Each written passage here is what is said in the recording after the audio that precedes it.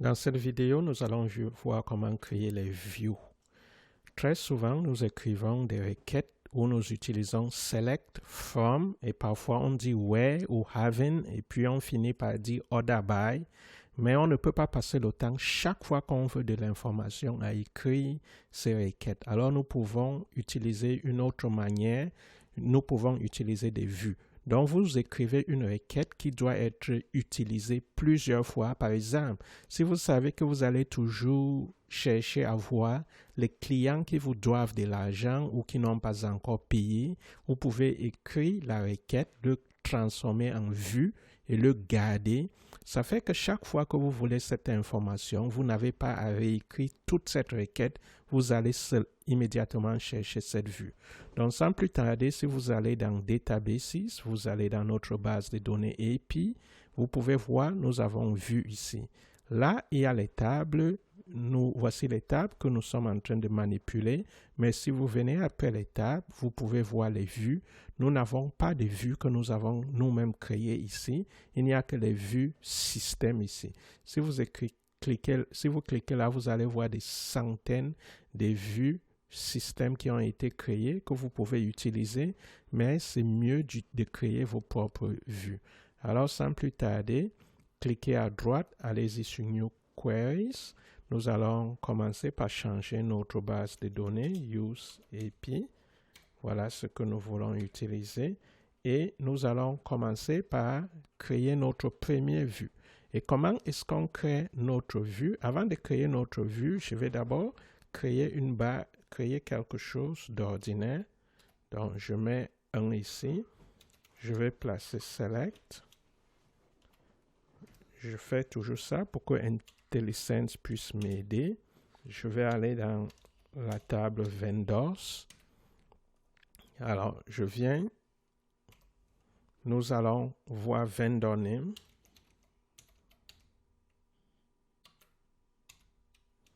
Nous voulons Vendor State.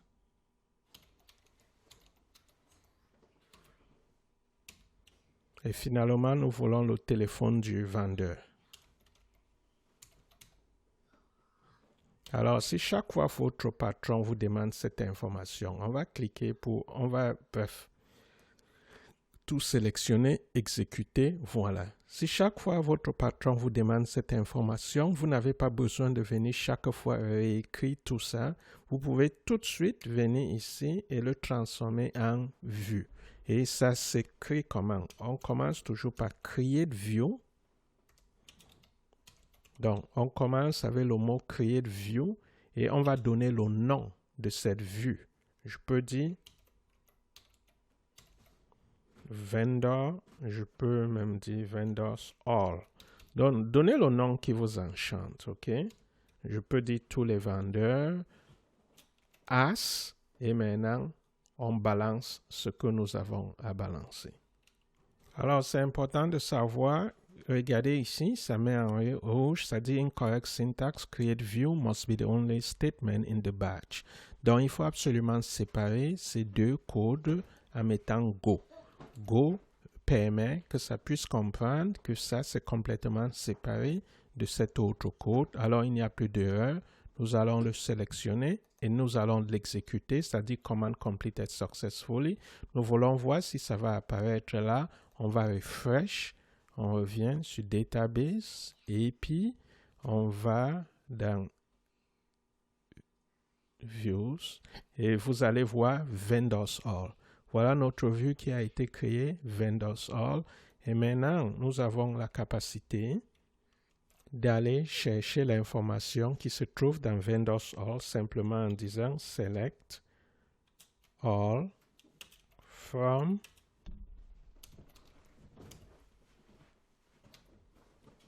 Vendors All. On peut l'exécuter. Bon, déjà, vous voyez, ça nous dit qu'il y a l'erreur, c'est parce que ça demande toujours qu'il faut séparer les choses avec Go. Chaque fois que vous utilisez View, en fait, même tous les codes, c'est une bonne habitude de séparer les choses avec Go. Je vais le sélectionner et je vais l'exécuter. Vous voyez, ça nous donne exactement le code que nous avons écrit ici au préalable. Donc, vous pouvez écrire un code extrêmement compliqué et vous créez une vue. Là, chaque fois que quelqu'un aura à utiliser, la personne n'a plus à écrire ce code compliqué et la personne ne risque pas de faire l'erreur parce que vous avez déjà créé une vue. Vous pouvez déjà avoir une rubrique où vous avez tous vos vues et vos collègues peuvent simplement l'utiliser sans se casser la tête. D'ailleurs, non seulement on peut dire to from, on peut même le manipuler comme on a l'habitude de manipuler tous les autres. Je peux par exemple dire where vendor state.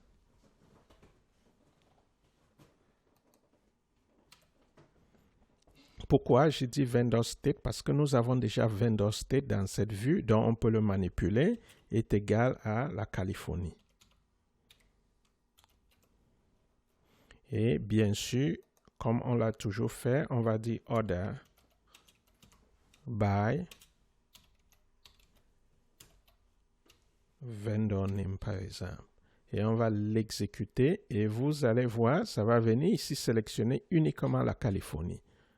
On exécute, voilà, tout est Californie, tout est vendor name est organisé par ordre croissant. Si vous voulez que ce soit décroissant, mettez simplement 2SC. Alors ici, nous allons créer une vue qui va utiliser un join. Donc, comme d'habitude, mettons Go pour fermer, pour boucler ça. Et on va s'amuser à rentrer dans quelque chose un peu plus complexe. Donc, chaque fois, on commence avec Create, View. On va donner le nom de la vue. Je peux dire Vendor Invoices. Et tout de suite, on va dire As. Maintenant, j'écris mon code.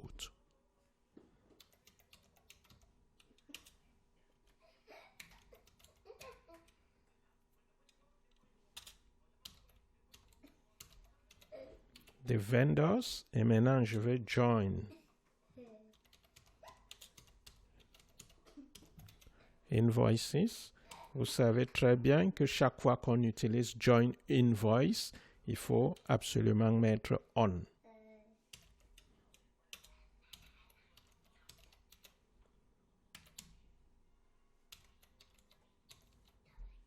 Dans de la table vendor, il faut aller chercher vendor invoice, vendor ID, et de la table de invoices,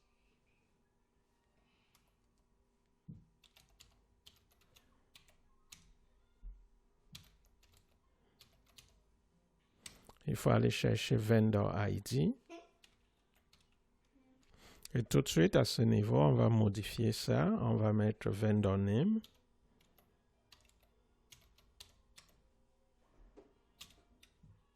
Invoice number.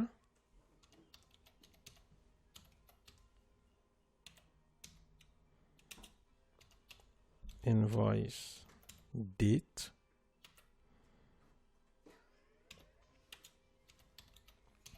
Et finalement, le total de la facture.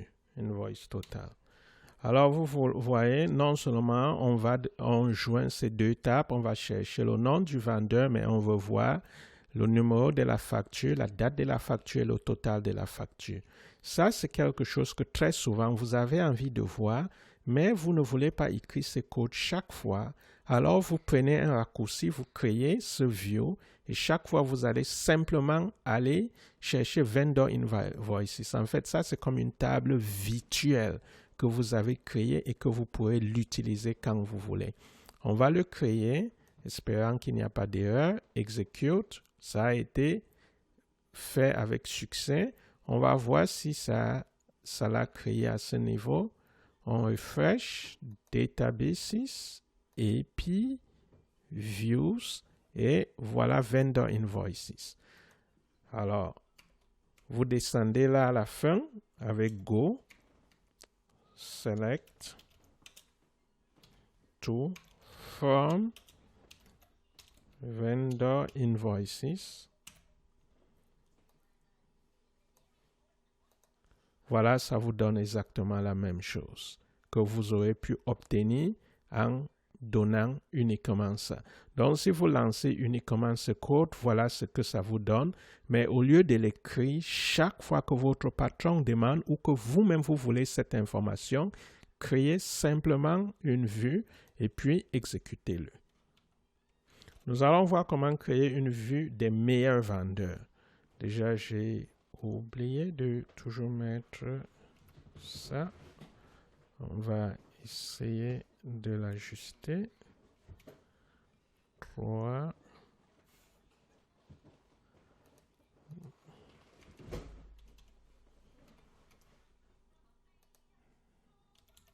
Donc, on va essayer de créer une liste qui nous montre nos meilleurs vendeurs. Comme d'habitude, on commence avec Create View. J'aurais pu simplement faire un seul et m'arrêter là, mais on se répète beaucoup parce qu'en pratiquant, ça devient très facile. Je vais simplement dire Top Vendors. Donc, j'ai envie de voir les 5%, les meilleurs ceux qui performent le mieux, les 5% de mes top vendors. Alors, on y va avec Select Top 5%.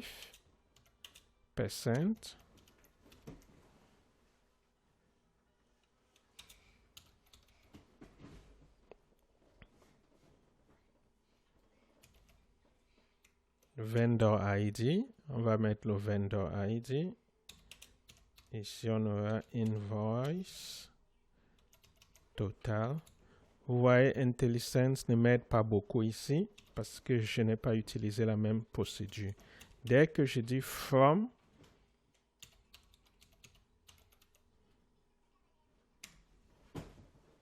ça va m'aider à régler tous mes erreurs. Order.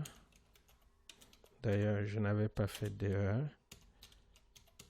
Invoice Total. Donc, voilà, je vais mettre Go directement là. Alors, pourquoi est-ce qu'il y a cette erreur? Regardons, tout est beau. OK, il y a une virgule qui ne doit pas être là. Super. On y va avec ça. On l'exécute. Ça a été créé avec succès. Alors, sans plus tarder, on va aller appeler Select All from Top Vendors.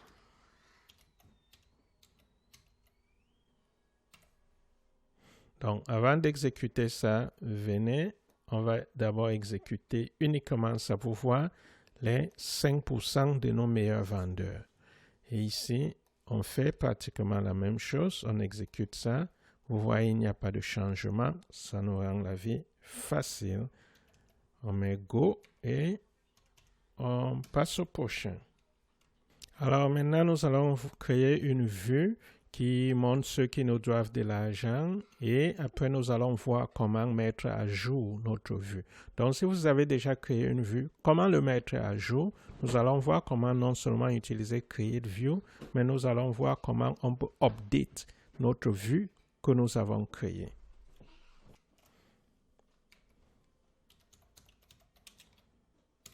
On commence avec Create View et je vais simplement dire Invoice. Credit, c'est une vue qui nous permet de jouer avec le crédit qu'on octroie aux gens. Select from Invoices.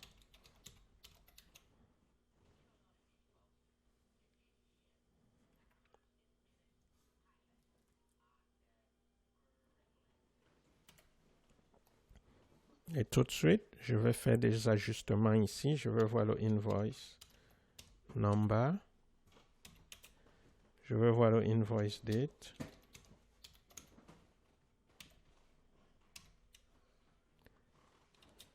Je vais voir le invoice total.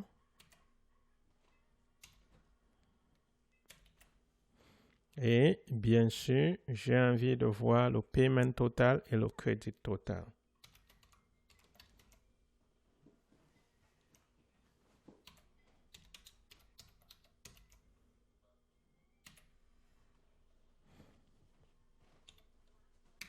Et pour boucler la boucle, nous voulons En fait, je n'ai pas besoin de faire ça ici. Donc, voilà ce qu'on a sélectionné. On va simplement dire where. Et alors, on veut uniquement que ça aille chercher cette information par rapport à ceux qui nous doivent de l'argent. OK. On aura invoice total moins payment total moins crédit total supérieur à 0.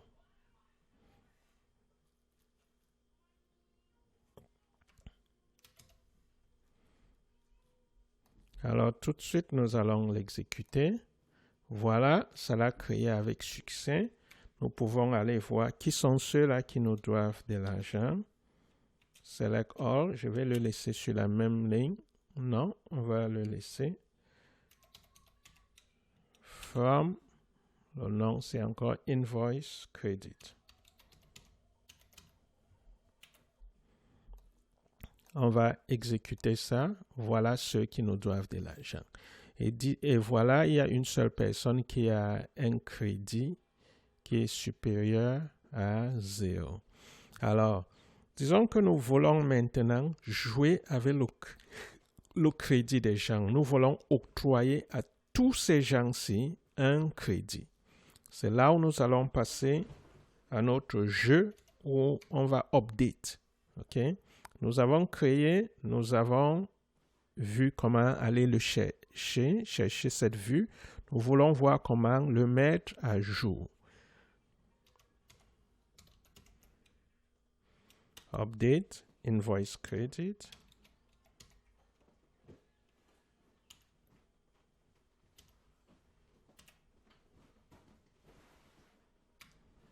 Set. Maintenant, qu'est-ce que j'ai envie d'update ou de mettre à jour?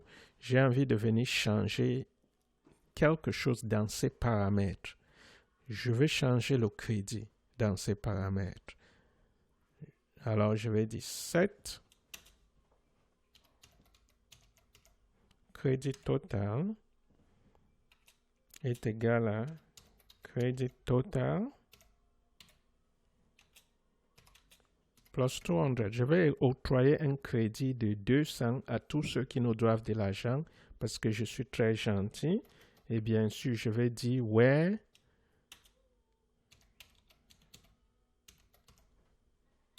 invoice total minus payment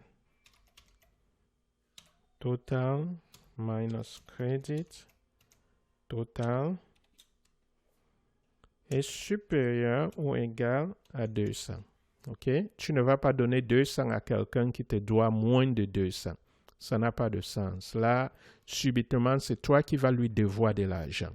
Tu veux donner 200 à ceux-là qui te doivent plus de 200. C'est uniquement à eux que tu veux donner un crédit de 200. Sinon, tu te retrouves dans des problèmes toi-même. Alors, ça va rentrer, ajuster ça. On va exécuter ça tout de suite. C'est notre update, ça. Alors, ça nous dit que c'est aller ajuster dans 5 rangées. Ça veut dire à l'intérieur de ça, il y a 5 rangées qui ont été ajustées. Maintenant, on va rentrer, appeler ce qu'on avait auparavant pour voir ce qui se passe. On exécute. Maintenant, vous allez vous rendre compte qu'il y a un crédit de 200 pour tous ceux-là qui nous devaient plus de 200. OK? Vous allez voir que tous ceux-là, subitement, ils ont plus de 200 parce qu'on est allé ajuster ça. Mais ça ne veut pas dire que chaque fois qu'on va faire ça, ça va ajouter. Non, nous avons update une fois pour toutes. Cette fois-ci, nous n'allons pas non plus update, mais ce que nous allons faire, c'est de voir comment, quand on crée quelque chose, si par exemple, vous ne voulez pas seulement update un champ que vous avez mis dans votre view, si vous voulez ajouter un autre champ, en d'autres termes, si vous voulez alter, qu'est-ce que vous faites? Alors, sans plus tarder, on va créer un autre view.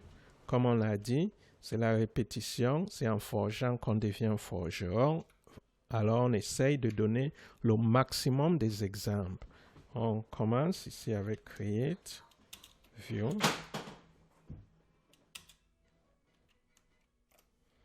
Je vais donner le nom vendor state.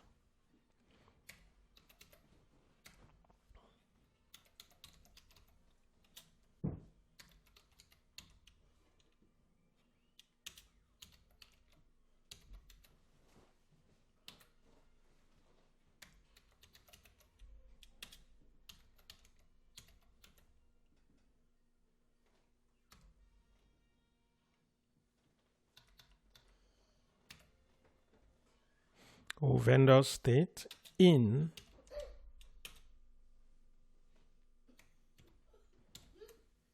je vais donner certains états.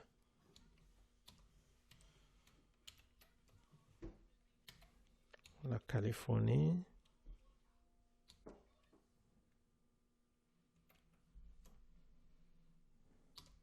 je pense que ça c'est l'Arizona, le Nevada,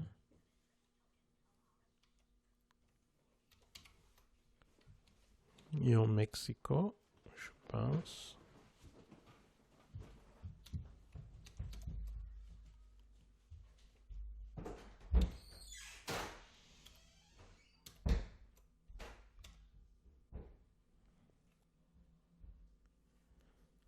Et c'est tout. Donc, je vais créer, je vais exécuter. Et maintenant, nous allons appeler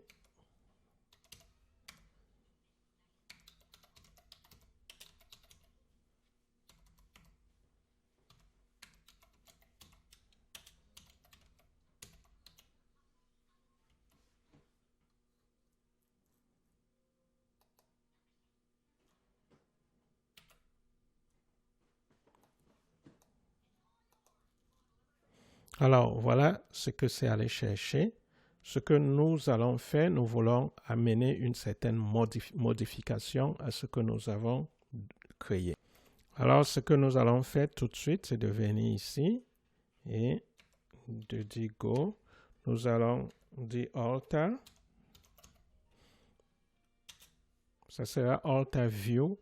Donc, la meilleure chose, c'est de venir copier tout ça et apporter des modifications où nous voulons. Donc, au lieu d'avoir create view, ça sera alter view. Et nous avons bien sûr le nom de la vue que nous voulons altérer, que nous voulons changer. Qu'est-ce que je veux faire? Je veux ôter ça. Je ne veux plus qu'il y ait CO là-bas et je vais le lancer. Je vais lancer ce code.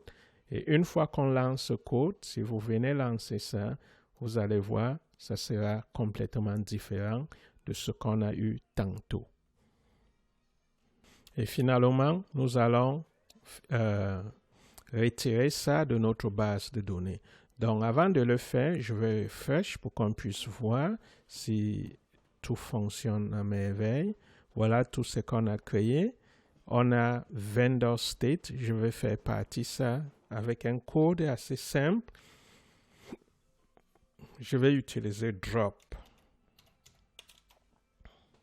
Un peu comme on dit drop database pour retirer une base de données de notre base principale.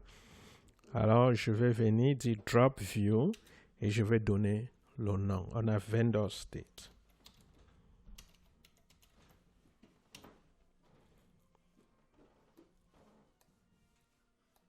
L'exécuter, ça a été fait avec succès. Si on refresh, vous allez voir que ça ne va plus exister. OK, allons-y.